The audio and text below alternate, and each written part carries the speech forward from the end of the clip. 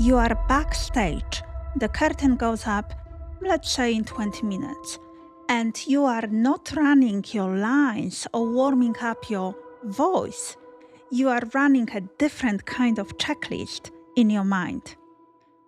What if the director asks me about that character's backstory from Act 2, the one that's not even in the script?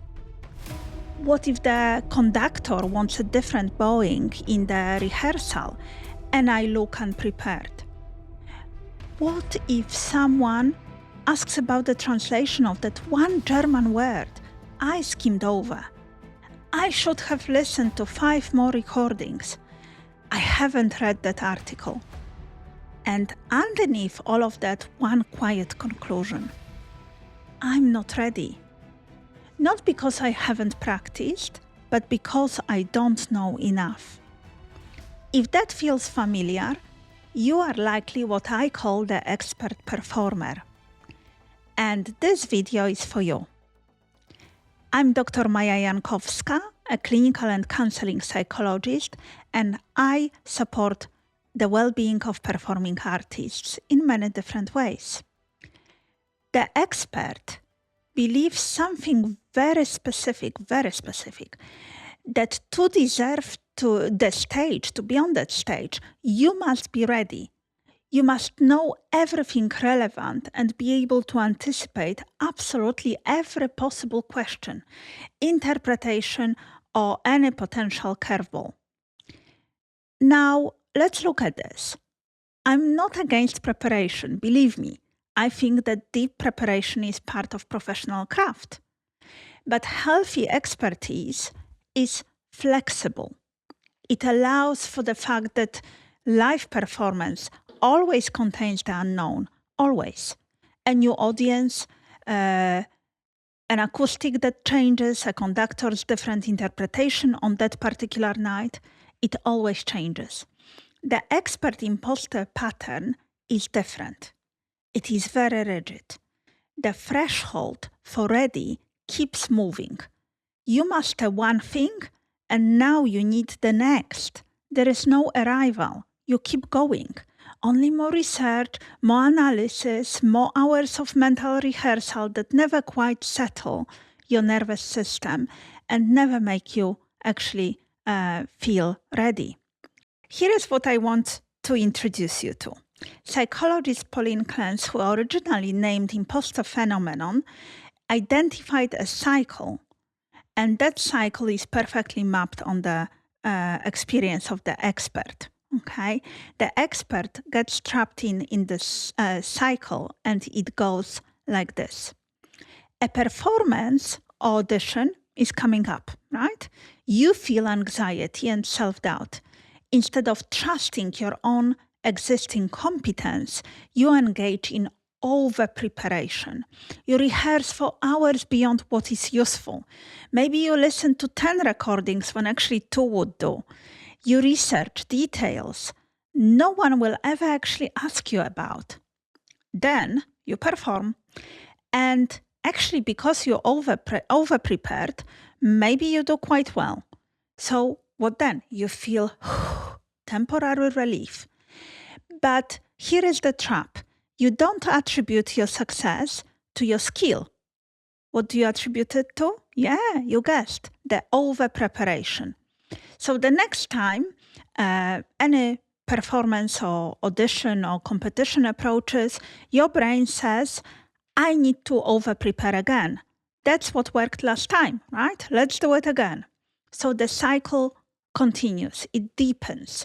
Your competence doesn't grow.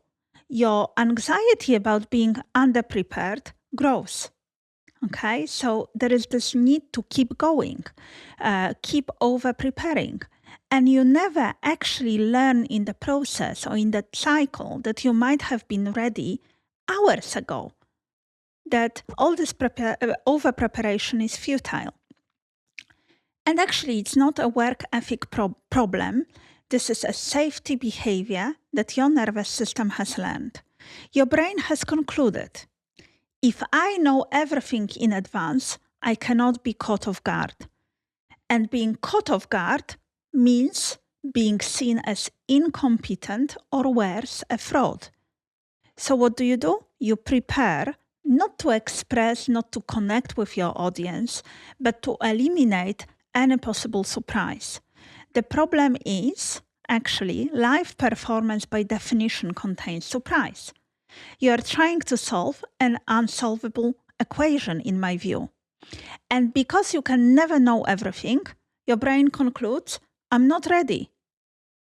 I am not enough. One day they will ask a question I can't answer. And then the whole thing will collapse. Here is the cost I want you to see. It's not exhaustion, though that matters, really deeply matters to me. It's your artistry. When you perform from the expert pattern, you aren't really listening. You are checking whether you remembered everything, checking whether your interpretation is still correct. You are not in a dialogue with the room. You are cross-referencing in your head an internal database. And the audience can actually feel that. Maybe not consciously, but they feel the absence of that spontaneity and connection.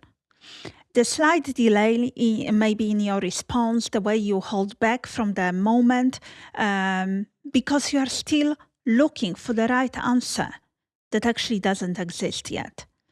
So what do? The first step is not to prepare less. I know that would feel quite irresponsible to you. The first step is to start distinguishing between rational preparation, which is finite, practical, and actually helps, and that anxious over-preparation, which is infinite, driven by threat detection, and never arrives at ready. So we track that moment when enough becomes never enough. I know it's tricky, but we try, right? That's the nervous system signal. Then we begin to break the Clance's cycle. We designed the small experiments where you stop preparation at a reasonable point. So not the point of certainty, because certainty never comes, as you know now. And you go on stage with just respectfully incomplete knowledge. You collect data. Did the performance collapse because I wasn't over-prepared? Did anyone ask the unanswerable question? Most of the time, no. And slowly your brain learns that you can tolerate not knowing everything, because this is the reality of live art. You cannot know everything, never. And that is not a flaw, it's just part of, the condition of being a human performer, not a robot or machine that never makes any mistakes. If you want to start mapping how your own nervous system shows up in the cycle, I have a free tool which I call the Stage Fright System Profiler. It helps you identify your unique anxiety signature. And I also have alongside with this the FBI Reset Toolkit, a 10-second micro ritual for backstage when the not enough preparation